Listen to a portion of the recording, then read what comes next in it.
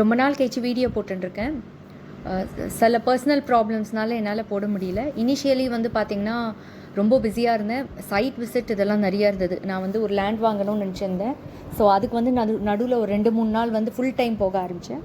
நடுவில் அதுக்கப்புறம் பார்த்திங்கன்னா என்னோடய சன்னோட உடம்பு கொஞ்சம் சரியாக இல்லாமல் போச்சு. அட்மிட் ஆகியிருந்தாங்க ஹாஸ்பிட்டலில்.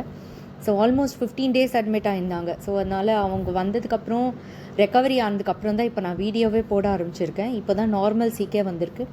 பட் அதுக்கு நடுவில் பார்த்திங்கன்னா ஏதான இம்பார்ட்டண்ட் ஈவெண்ட் இருந்தால் நான் வந்து வீடியோ போட்டிருப்பேன். பட் ஏறி இறங்கின்னு தான் இருந்தது.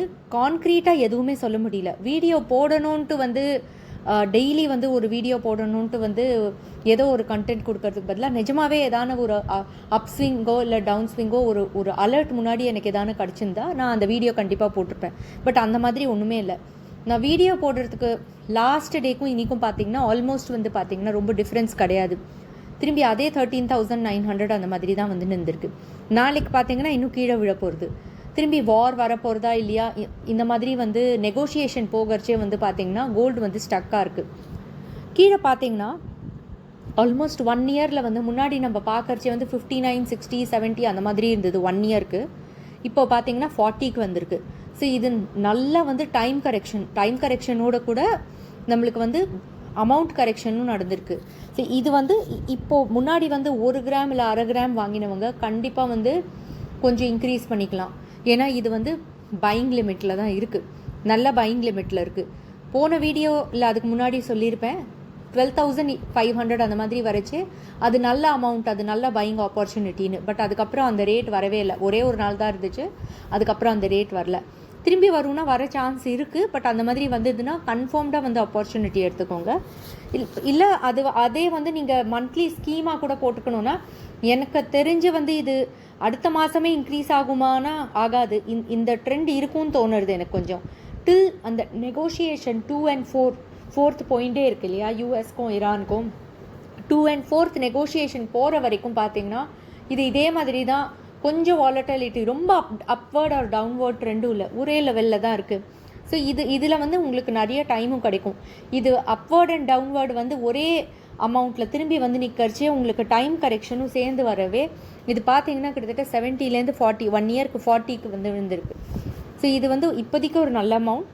பட் ஸ்டில் வந்து நெகோஷியேஷன் கம்ப்ளீட் ஆகாததுனால உங்களுக்கு இன்னும் யோசிக்க டைம் கிடைக்கும். நீங்கள் இன்னும் யோசிச்சு பண்ணலாம். அக்ஷய தித்தி ஆஃபர் நீங்கள் யூஸ் பண்ணியிருப்பீங்கன்னு நினைக்கிறேன். எல்லாருமே நல்ல ஆஃபர் தான் இருந்துச்சு எல்லா இடத்துலையும். ஸோ அதை யூஸ் பண்ணியிருந்தீங்கன்னா இன்னும் உங்களுக்கு கொஞ்சம் டைமும் இருக்குது, டைம் கரெக்ஷனும் இருக்குது.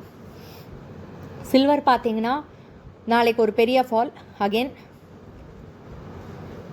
ஏறுமா அப்படின்னா ப்ரெடிக்ட் பண்ண முடியாது இப்போதைக்கு. பட் இந்த ட்ரெண்ட் வந்து ரொம்ப ஒரு ஹைக்கு முன்னாடி இருந்த ஹைக்கு அதே ரேலி கிடைக்குமானா என்னை பொறுத்தவரையிலும் இது ஒன்ஸ் ஆர் ட்வைஸ் அந்த ரேலி கிடச்சிட்டு அதுக்கப்புறம் வந்து பார்த்திங்கன்னா ஓரளவுக்கு ஸ்டேபிளாக போகும்னு எனக்கு தோணுது. ஸோ அது எப்போங்கிறதுனா இந்த வார்க்கு அப்புறம் ஒரு ரேலி இருக்கும்னு தோணுது. ரேலி வந்ததுக்கப்புறம் இல்லை ரேலினா இது போன வருஷம் இருந்த மாதிரிலாம் அந்த மாதிரி நடக்க வந்து ரொம்ப ரேர் சான்ஸ்.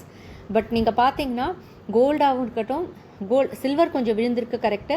பட் யூஸ்வலாக விழுற மாதிரி முன்னாடி வந்து அந்த ஹண்ட் பிரதர்ஸ் போது எப்படி விழுந்ததோ அந்த அளவுக்கு ஃபால் இல்லைன்னு தான் நான் சொல்லுவேன். ஃபுல்லாகவே எல்லாருக்குமே வந்து பார்த்திங்கன்னா வைப் அவுட் ஆகிடுச்சு அந்த டைமில். இப்போ வந்து அவ்வளோ ஃபால் இல்லை.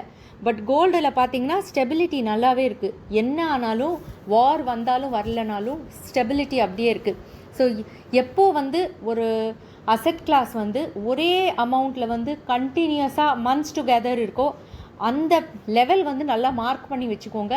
அது வந்து நல்ல ஸ்டேபிள் காஸ்ட் அது. ஸோ இப்போ பார்த்தீங்கன்னா 14,000 கிட்ட இருக்கிறது நல்ல ஸ்டேபிள் காஸ்ட். கீழே இறங்கினாலும் மேக்ஸிமம் 1,000 rupees இறங்கும்னு தோணுது. ஸோ இதை வந்து நீங்கள் கன்சிடர் பண்ண வேண்டிய ஸ்டேஜில் தான் நம்ம இருக்கோம்.